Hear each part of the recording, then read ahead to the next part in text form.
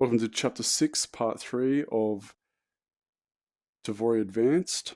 This is the last part of the chapter. And in this chapter, we're going to talk about using locators and the importance of using them for duplicating animation. And also, I'm going to show you a technique that, is used in Tvori and that allows you to duplicate animation. So if we just jump straight in, what we can see here is I've laid out a couple of different parts across this plane, and we'll start with this this side over here. So this is a truck or a van and a motorbike, and over here is a couple of spheres, and this one is a single sphere here, and then over here we have like these little flying ball with wings. If I just grab the animation timeline and quickly play these back for you, I'll just come around behind it and we can have a little look at what's going on. So just pass through and put that over here. I'll just pass through the loop really of what's going on. So the animation goes for a little bit, I'll just make it brief, about to there. So if you look here, we have a van and a motorbike, and the van and the motorbike are attached to a locator, and I call this a set control and an action control. So this is for your set, so you can move around and do layout, and the action control is for the animation that you're using or creating. And so over here we have the same sort of thing. We have a set control, and then we have an action control attached to the object. And this animation here, the ball bouncing away, is the same animation on here. It's just that the curves have been moved across or translated through the animation. This is basically the default layout of these other two balls that are bouncing. And as you can see with lighting here, we have like a little point light that's stuck in the middle. I'll just pause that quickly and move over to here, and if we look inside of one of these balls here, we'll see that there's a point light sitting inside here, and what that does is basically gives the illusion of light glowing as a light hits closer to the ground. Good way to do it. And over here we have a bit more of an erratic animation, which is using snapping, and same principles as the other setups there. We have a set control and an action control, and this is just being moved along the snapping settings or snapping grid, and that's a really good thing, and Tvori picks that animation up. This here is again a little flying animation of like a ball with some wings. The wings have been animated separately. You only really need to animate one wing and then duplicate it over to the other side so that they look exactly the same. And as you can see, it's broken up into a couple of pieces. So you have basically, I'll just pause that. You have a set control, main set control here. Pick that up. So you have a set control, and then you have the next one, which is kind of like this is an action control, but then it branches off again. So this here is to take care of the duplication animation for the wings, and this here is also the same thing on this side. So this animation here is created using rotate, and the wing is moved and animated, but this locator here has to be attached to this locator in order for you to duplicate the animation and then transfer the animation over to the other side. And I just use snapping, and I just snap it to the other side, and it follows through. All the linking has to be done first, so you have to link everything up and then put them into position. I try to keep it as clean as possible, and then once they're all linked, you can then animate, say, this one locator here can fly off, and as you can see, that the wings will flap independently of the main locator that's being animated. So yeah, so if we just go a little bit closer into this scene here, or this shot here, we can see that we have a van and a motorbike. And if I break, I'll just break this motorbike up for you quickly just to show you what's going on. So if I break the link between the motorbike here and break the link between the locators, what we see is we have master or set control, and over here we have an action control, and then we have the object. So there's the object there, right?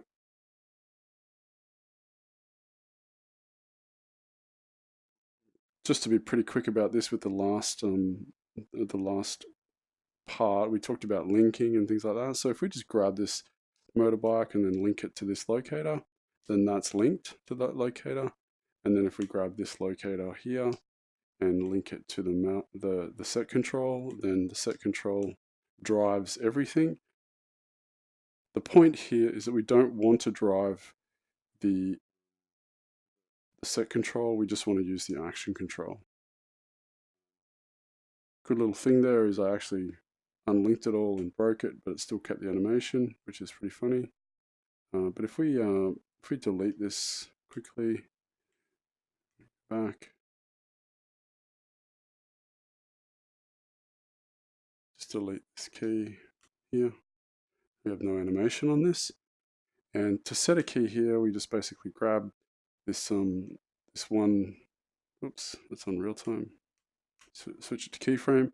We just grab this here, set a key quickly, like that, one key, and then we move this down a little bit further, like that, and then we grab the motorbike, we scale ourselves up a bit. If you go too far, it'll let go to there, and then we have a really quick animation, or I don't think it's that quick, I think it's pretty slow. So the motorbike animation, riding like that. And if we want to duplicate this animation, it's quite simple. Once we've set these, once we've set up this formula, as you might say, for this animation, then we can basically duplicate this little layout here. So by doing that, you just hold the set control down and then go to duplicate, or you can just grab it on the axis and copy it across, and you'll notice that the animation is copied. Now to offset something like this, you can just basically grab this this key here and maybe that key there, and you can offset the key. You can move faster and slower, or at a different speed. Okay, so that explains that section there, which is really the basics across the whole scene. So everything except for the wings, the little yellow balls flying with the wings, that's pretty complex. But it's still not complex. It's still quite easy to work out how to do it. It's just that at the moment, this is the simple way to do it. If you have a single object, it's quite easy to animate something with a set control and an action control. As you can see here with this ball, it's very simple. I've animated it bouncing up and down. So it just bounces up and down. Just shorten this animation so it loops properly.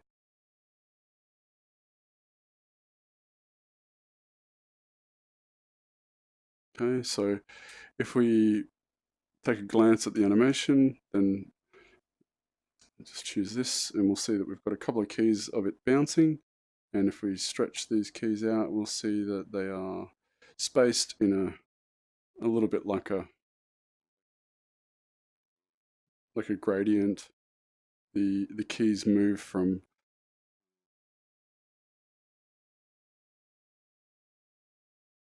and then bounce, and that's their keys. I mean, it's pretty self-explanatory what that is. Now with this one here, these are the same keys, and they've just been extended out across the bounce so that they do bounce across the floor. So if I was to replicate what this is, I can grab this here and quickly key this up. And just give it a quick tap at the top there, and then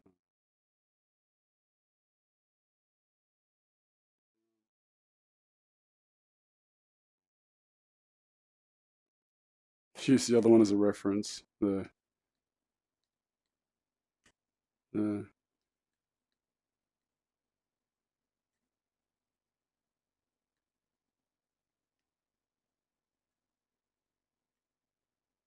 there, and if we look at that now, a little bit slow coming down, and just to fix that up, we need to scale this down further, bring the keys back, and then bring this back and this back, and just compress the ends.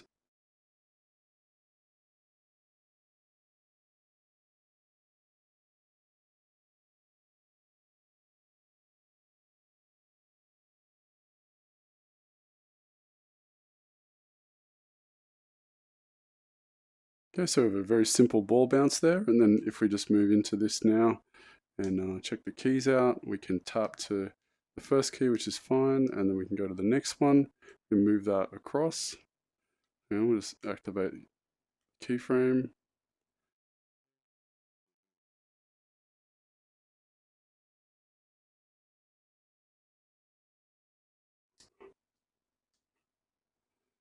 So the first key basically drops down. If we grab these keys here and make them a bit more visible, we can move these keys over, go to this next key here, move that over like that, next key over like that, next key again over, and again over, and again for the last key there, and we end up with this very rough layout for this animation, and you'll see that it sort of floats through and it isn't tuned.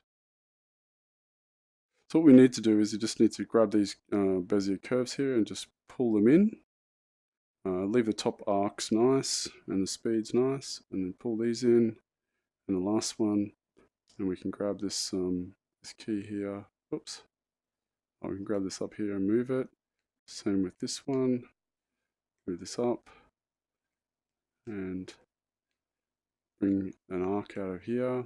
So there's always a hidden, kind of like a hidden curve inside the first and the last points, and move that through. Check the speeds. Speeds are pretty good. And if we look at that now, then we end up with the result we're looking for. If we want to loop,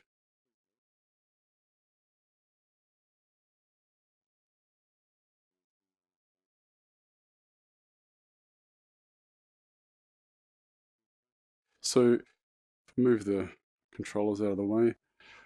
That's the ball bouncing. It's quite quick, and we could slow it down, but the point of this is to really show the capabilities of duplication and animation. So now we have the set control ready, and we have the action control set up with the animation on it, as you can see. And if we just grab this set control here and grab it and duplicate it, then we end up with our animation duplicated.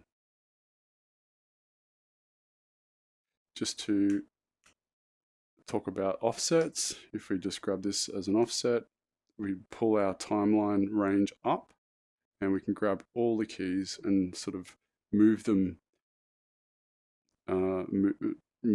like a dope sheet, move them across. But you will notice that there's some speed changes, and basically what you have to do is just tune the speed here. Maybe move, you have to key that out and move them into position.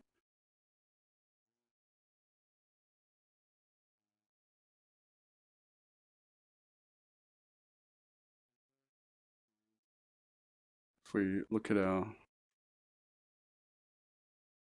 animation now, it's offset.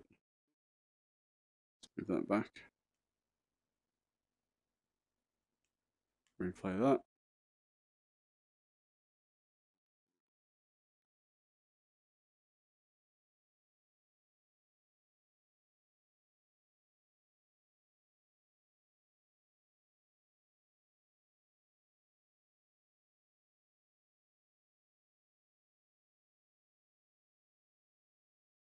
Cool, so that's the ball and the animation that goes with that, and it's really it's pretty limitless there, because you can basically grab this and just keep duplicating it and make, like I showed before, you can just make duplications of the same thing and go through and offset them if you need to.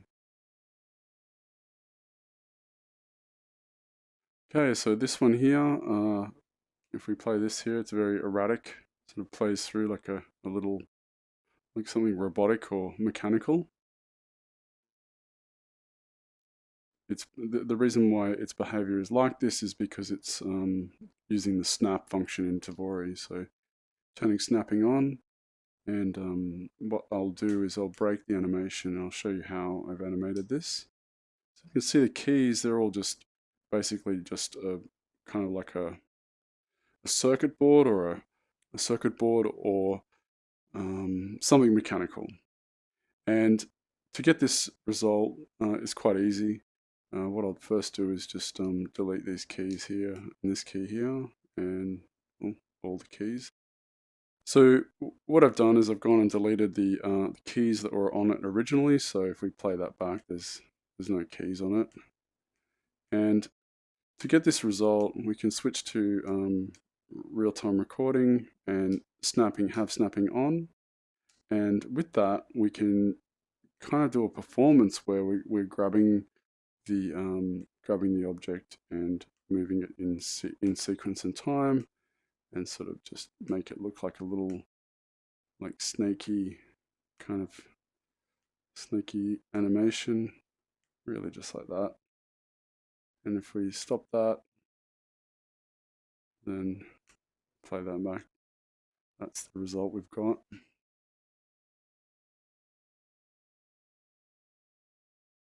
You get some really good behavioral animations with this technique. I think it's really cool. And once again, to cover the same point about duplication animation, you can just grab this and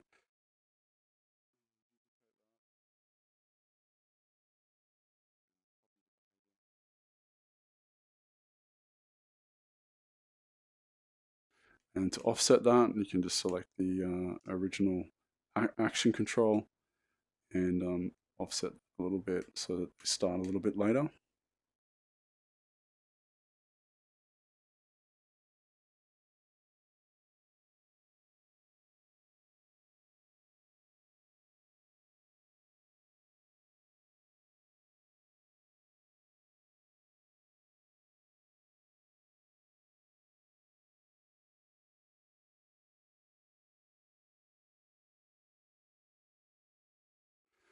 Okay, so onto the little flying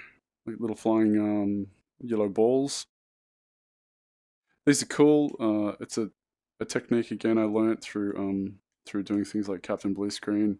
I had Captain Blue Screen's ship was flying down a tunnel, and the scanners were scanning each side of the tunnel. And what I did was I found that by creating an animation prior to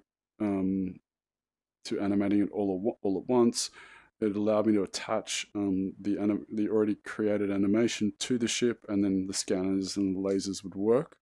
And this is the same functionality, which is it basically puts the animation set onto the action main object. So I'll show you how this is made. So first of all, we'll talk about the rigging, or as I'd say, like the studio rigging. So if we just pull this aside and pull this aside, try to stay in the same scale, like scene scaling here, because if you go a bit closer, then the snapping gets finer and finer as you're in the scene. So I'm just going to sort of stay here. If we grab this up here and move it, we'll see that these are all independent objects, and there's a reason they are like this. I'll just turn this way so it's a bit easier to see. So what we have here is we have a set control, and that is the main master control for this ball. The ball is then linked to this locator, and this locator is linked to that master control. Now, the next part is if we just delete one of these wings, let's delete, we have a wing, and that has its own set control. So action control, set control, action control. So if you work within those parameters, it works out to be really, really efficient, and it all works really well. So this is your set control, and this is your action control. Same here, set control, action control. The reason why the wings need one here is because this animation needs to be duplicated and then added to this main object, and this object here needs to be animated and duplicated as well, which if we look at this one here, we've got keys going like this, and then we've got keys going up and rotating here. So we've got keys here, and keys here, keys here, here. So 3 sets of keys. Okay, so yeah. All right, so what I'll do is I'll just snap this back into position.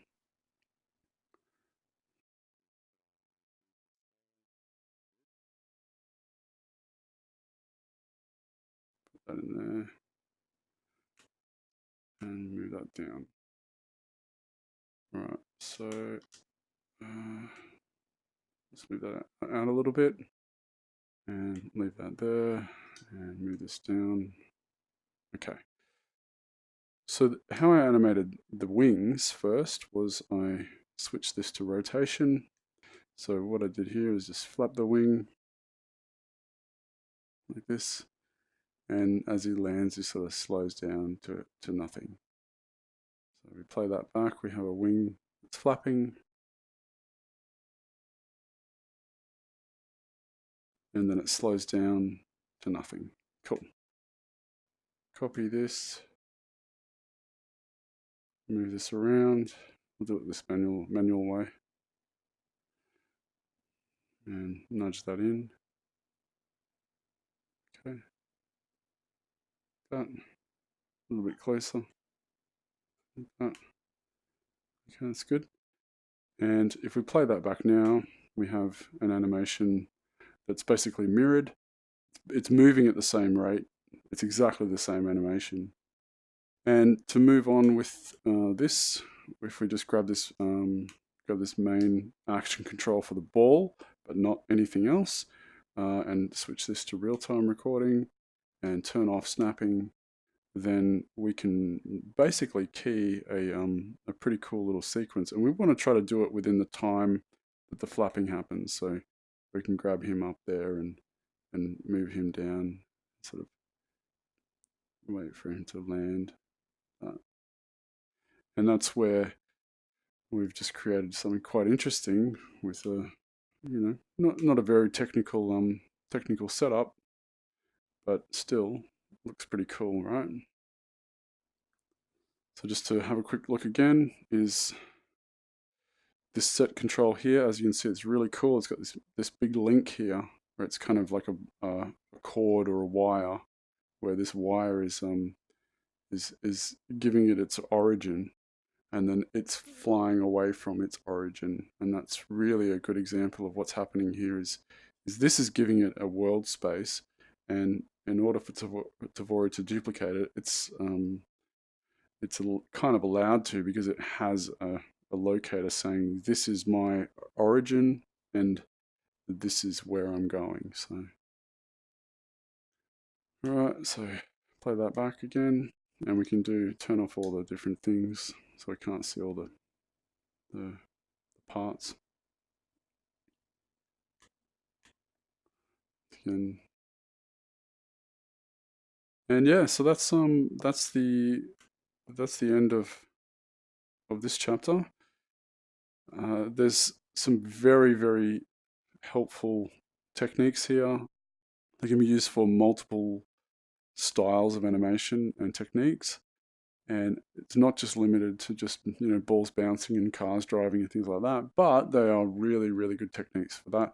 But just to reiterate the importance of locators, if you want to duplicate your animation or copy your animation, then you really do need to use, at the moment in Tvori's version, you really do need to use a set control and then extend it with an action control. I mean, that's my terminology. I've called it a set control and an action control because I find that that's a good way to understand it.